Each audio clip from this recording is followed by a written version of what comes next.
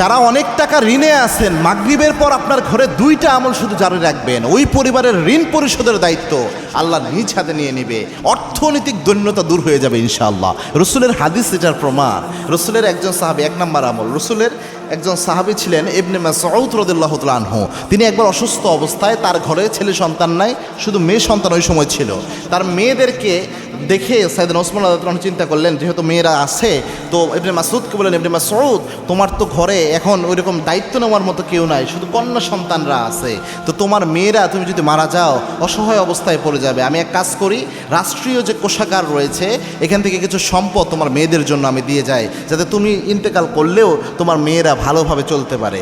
ইবনে মাসউদ রাদিয়াল্লাহু তাআলা আনহু বললেন, ওসমান, এটার কোনো দরকার নাই, কারণ আল্লাহর হাবিব এমন একটা আমল শিক্ষা দিয়েছেন যে আমল আমি আমার মেয়েদের শিখিয়ে দিয়েছি।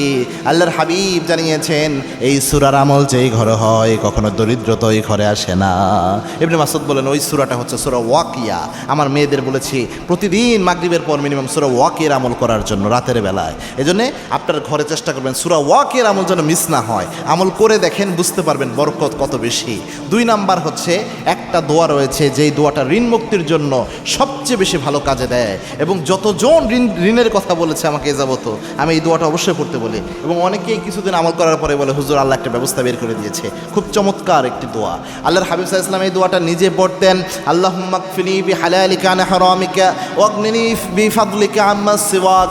আল্লাহর কাছে এই দোয়াটা করে যদি সাহায্য চাইতে পারেন, আল্লাহর সাহায্য সরাসরি আপনার সাথে থাকবে, সরাসরি আপনার সাথে আল্লাহর সাহায্য যুক্ত হয়ে যায়।